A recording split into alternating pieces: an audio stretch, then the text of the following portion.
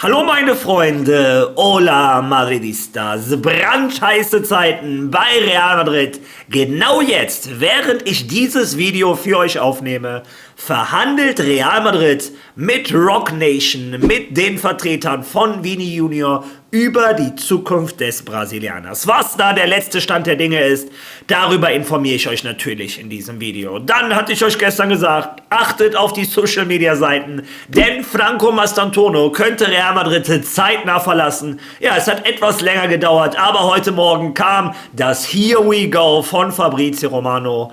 Franco Mastantuono ist neuer Spieler der Fiorentina. Ja, und wenn ich euch gestern gesagt habe, achtet auf die Social Media Seiten, macht heute genau das Gleiche. Aber in diesem Fall geht es um Yan Diomande. Denn so wie es aussieht, könnte es da auch heute Neuigkeiten bezüglich seiner Zukunft geben. Trotz eines sehr verwirrenden Posts von RB Leipzig. Was da ist, schauen wir uns an. Aber das Wichtigste, das Hauptthema in diesem Video: Eduardo Iturralde, der Schiedsrichter, der 17 Jahre lang in der spanischen Liga gepfiffen hat, hat das System Negreira erklärt. Und das, ohne dass er es wollte. Also, ich sage auf jeden Fall, das wird ein interessantes Video.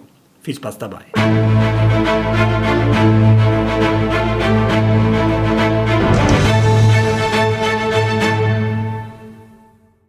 Ja, und fangen wir direkt mit der Aktualität an. Und wieder einmal gehen Props raus an Ramon Álvarez Demón. Er war wieder der Erste, der heute gepostet hat: Heute ist es soweit, heute ist Tag X, heute ist der Tag, an dem die Agenten von Vini Junior und Real Madrid sich treffen. Über diesen Tag reden wir seit Wochen im Madridismo. Das berühmte Gipfeltreffen nach der WM, wo Real Madrid quasi dem Vini oder dem Berater die Pistole auf die Brust setzen möchte, wenn man dem Marca, wenn man dem As glaubt, und Vini sagen: So, entweder du nimmst an oder wir verkaufen dich. Ja, die letzten Informationen, oder wie gesagt, der erste war Ramon Álvarez Demón, aber auch die Jungs von Le Journal du Real haben einen tollen Job gemacht, haben aufgenommen, wie ein José Ángel Sánchez in die Bürogebäude von Real Madrid gefahren ist, um halt die Verhandlungen zu führen. Ja, und jetzt weiß ich, da spalten sich die Meinungen. Einige von euch sagen, hoffentlich finden sie keine Einigung, hoffentlich ist der endlich weg, dann haben wir Ruhe. Andere, zu denen ich mich noch zähle, sagen, hoffentlich verlängert der Brasilianer, einen besseren linken Flügel werden wir nicht finden. Naja, auf jeden Fall wollte ich euch mitteilen, das ist der aktuelle Stand der Dinge. Gestern sagte man aus Spanien, ein Vini Junior hätte ein Angebot von 22 Millionen Euro abgelehnt. Ich halte das für ein Gerücht, da heute ja erst die offiziellen Gespräche stattfinden. Naja, das ist der Stand der Dinge. Hofft auf was immer ihr auch hoffen wollt. Ja, wo ihr nicht mehr hoffen braucht, anscheinend, ist bei Franco Mastantuono. Gestern hatte ich euch die Bilder gezeigt, wie er das Trainingsgelände von Real Madrid verlassen hat, und das bevor das Training überhaupt begonnen hatte, und das war schon ein klares Zeichen für seine Zukunft, würde ich sagen. Ja, und dann gab es gestern Mittag so ein bisschen Verwirrung. Angeblich wäre der Transfer ins Stocken geraten mit Florenz etc.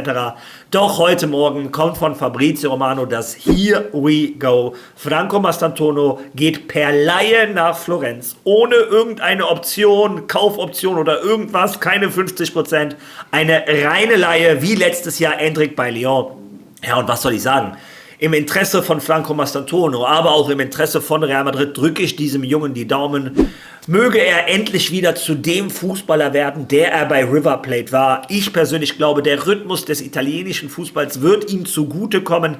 Ja, er soll wieder der Fußballer sein, der in Argentinien durch die Abwehr reingetänzelt war. Es hat einfach Spaß gemacht. Ja, denn ganz ehrlich, dieses letzte Jahr bei Franco Mastantuono, und ich glaube, das sieht er auch selber so, war zum Vergessen. Trotzdem finde ich es eine gute Lösung, dass er in Europa geblieben ist. Ich bleibe bei meiner Meinung. Vielleicht im Interesse von Real Madrid wäre es vielleicht besser gewesen, wenn der in die Premier League verliehen worden wäre. Allerdings glaube ich, um erst einmal wieder Selbstvertrauen zu bekommen. Und das ist nun mal das Wichtigste bei einem Fußballer. Um wieder Selbstvertrauen zu bekommen, zu sich zu finden, glaube ich, ist der AC Florenz eine gute Adresse. Da sind auch nicht die Erwartungen so riesig. Wenn mal ein Spiel verloren wird, geht die Welt nicht unter. Da darfst du auch mal einen Fehler machen oder eine Ballannahme verspringen. Das ist bei Real Madrid ja immer direkt ein Weltskandal, weil ihm im Vorbereitungsspiel mal ein Ball versprungen ist. Wurden die Medien mit diesem Bild geflutet. Hoffen wir einfach mal, dass er dort die Ruhe findet, wieder zu dem Fußballer zu werden, ja, den wir uns alle erhoffen. Und ja, ich hoffe, dass er nächstes Jahr bei Madrid dann ein anderes Gesicht zeigt. Und vielleicht, wenn er zu seinem Selbstvertrauen findet und dann immer noch keinen Platz bei Madrid hat, könnte man ihn ja dann mit so einer 50%-Regelung an die Premier League, an Fulham verkaufen und dann kann er dann voll durchstarten und 2 Jahre später als Superstar zu Real Madrid. Ich glaube, das wäre das ideale Szenario. Ja, wenn wir schon mal von idealen Szenarien reden, gab es heute auch eine brandneue Information. Während ich quasi die Kamera schon aufgestellt habe, kam von Matteo Moretto die Information, dass Lille interessiert ist an Jorge Sestero. Und was macht das Ganze so interessant? Jorge Sestero soll der Ersatz von Boadi sein. Und Boadi soll ja seinerseits zu Manchester City wechseln.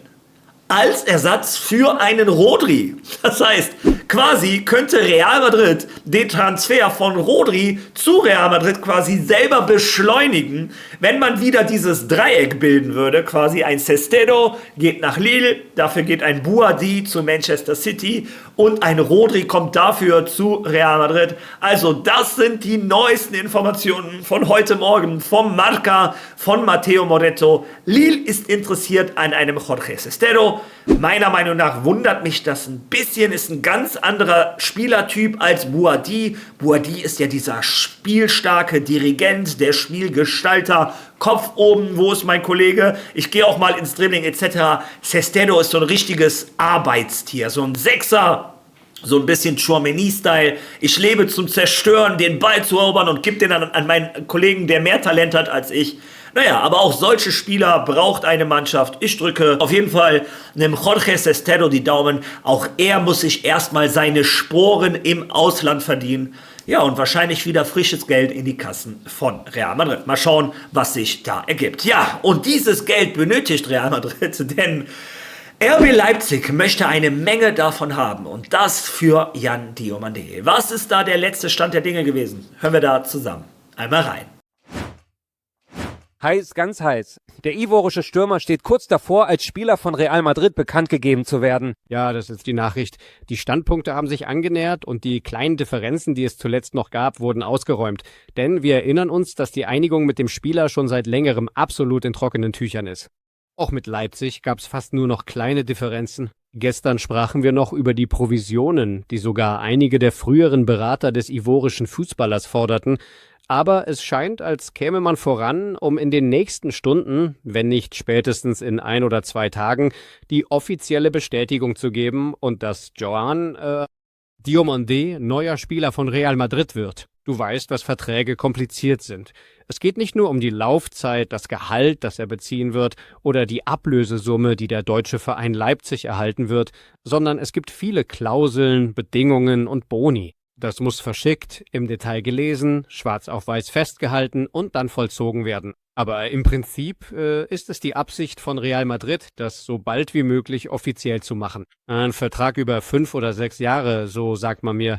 Die Operation würde etwa 120 Millionen kosten und so stehen die Dinge im Moment. Im Vergleich zu gestern wurden große Fortschritte erzielt und man möchte morgen noch weiter vorankommen. Ja, wie ihr gehört habt, das war La Coppe. Der Diomandé-Deal steht unmittelbar bevor. Und das kam nicht nur von La Coppe. Auch diese Information hat gestern Fabrizio Romano nochmal gepostet. Aber auch eine Arantxa Rodriguez hat das gepostet. Marca, As etc. Alle sind sich einig. Auch ein Florian Plettenberg hat gesagt, der Deal ist nicht in Gefahr. Und das, obwohl RB Leipzig dieses Foto heute gepostet hat, oder besser gesagt diesen Tweet mit Willkommen Yan Diomandé bei uns im Trainingslager. Ja, Yan Diomandé hat also nicht gestreikt. Er war anscheinend wirklich krank oder, weil er gehört hat, der Durchbruch steht jetzt kurz bevor, hat er sich dann doch erbarmt, zum Trainingslager zu gehen. Nein, aber so wie es aussieht, finde ich das korrekt von dem Yan Diomandé, dass der auch zum Trainingslager fährt. Viele von euch hatten gesagt, ich finde das gar nicht gut, wenn der wirklich streiken würde. So einen Spieler möchtest du nicht in den eigenen Reihen, denn irgendwann möchte er, weiß Gott, vielleicht nach Saudi-Arabien viel Geld verdienen und streikt sich dann bei dir weg.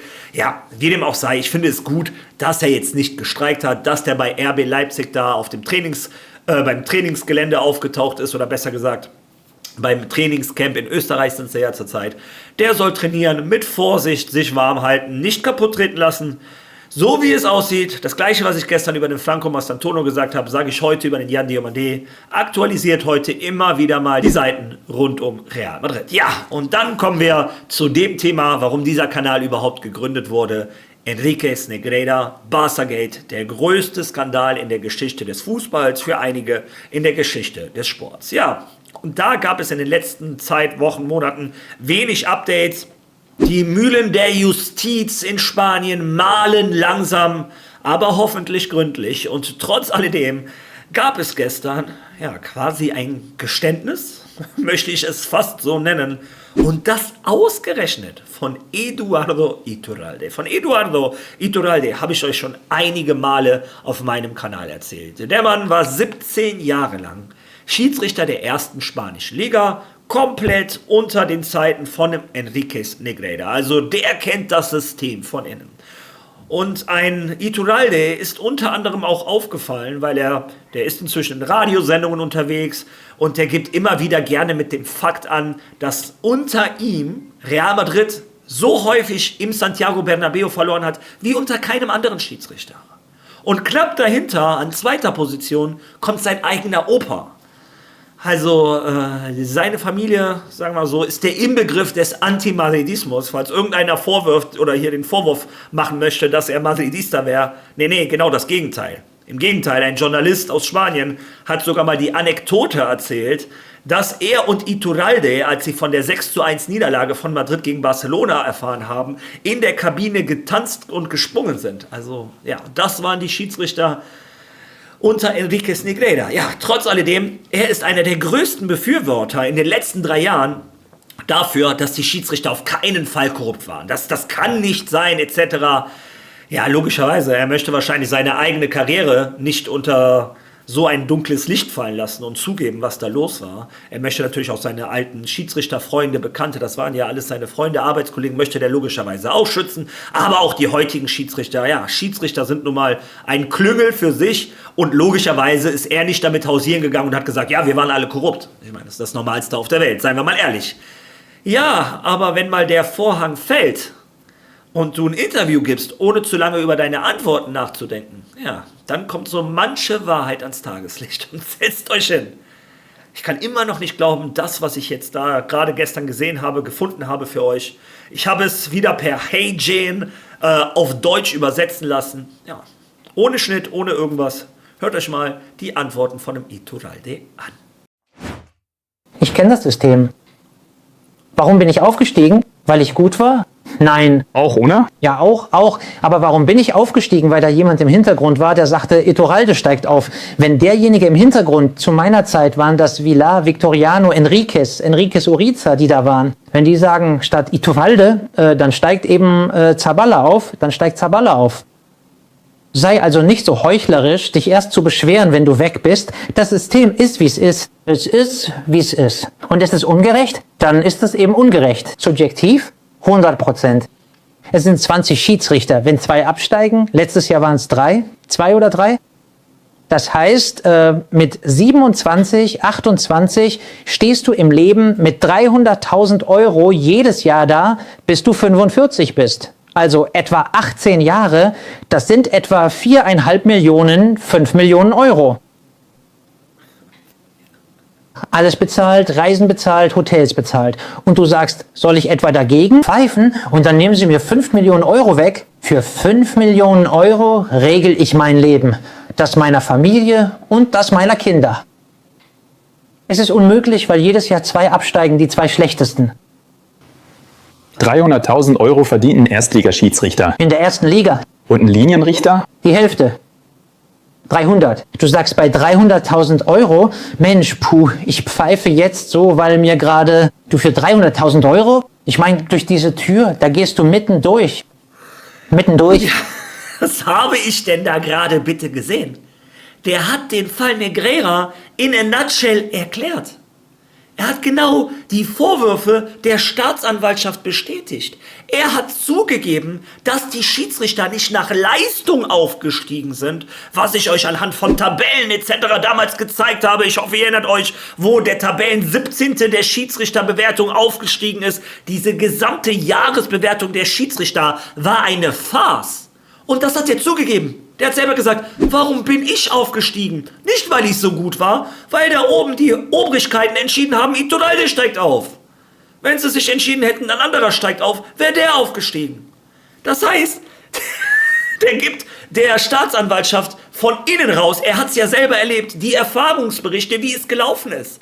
Die Qualität der Schiedsrichter hat keine Rolle gespielt, sondern es hat eine Rolle gespielt, was Enriquez Negreira und Sánchez Arminio entschieden haben. Die selber hatten die komplette Karriere der Schiedsrichter in ihrer Hand. Ja, das hat er doch damit quasi bewiesen. Ja, und er hat auch bewiesen, warum diese Schiedsrichter so angewiesen waren auf das Wohlwollen von einem Enriquez Negreira und Sánchez Arminio. Weil die quasi ihre gesamte finanzielle Zukunft in der Hand hatten. Wenn du als Schiedsrichter so gepfiffen hast, wie die das wollten, wenn du keinen Grund denen gegeben hast, dass sie dich nicht mochten, ja, dann hast du 300.000 Euro im Jahr verdient. Und das, bis du 45 bist. Wir reden hier über 4 bis 5 Millionen Euro.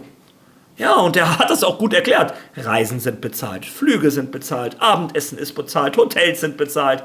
Du hast 4 bis 5 Millionen quasi, um dich und deine Familie, deine Enkel, was auch immer abzusorgen. Welcher normale Mensch würde das denn riskieren? Ja, und da habt ihr auch die perfekte Antwort für jeden, der mal wieder mit dieser Geschichte ankommen möchte. Es wurde nie bewiesen, dass ein Schiedsrichter für ein Spiel bezahlt wurde. Brauchtest du nicht.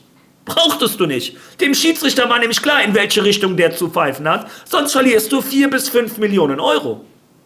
Ja, und für 4 bis 5 Millionen Euro wundert es mich nicht, dass die Schiedsrichter ihre Moral hinten angestellt haben und gesagt haben, ich pfeife lieber, wie Enriquez Negreira das möchte, bevor ich 4 bis 5 Millionen Euro, über was reden wir? Sorry. Ja, und ein Eduardo Iturralde, der seit 3 Jahren dafür kämpft und überall sagt, nee, das war keine Korruption, da hat sich irgendeiner in Barcelona die Taschen voll gemacht. Ja, einfach mal 1,5 Minuten gequatscht, wie die Wahrheit aussieht. Ja, und seine ganze Arbeit von 3 Jahren zerstört. Ich bin gespannt, ob ihr dieses Material irgendwo anders in Deutschland gefunden habt. Naja, ich habe es bei mir auch auf TikTok und Instagram gepostet, werde gleich auch einen Short auf YouTube dazu posten. Aber wenn ihr sagt, das war mal wieder ein klasse Mehrwert von Mario, seid so nett, unterstützt dieses Video mit einem Like, mit einem Kommentar, hypen. Und wer noch kein Follow da gelassen hat, ich glaube spätestens heute habe ich es mir verdient, hoffe ich zumindest. Ja, und ich würde vorschlagen, wir sehen uns morgen wieder.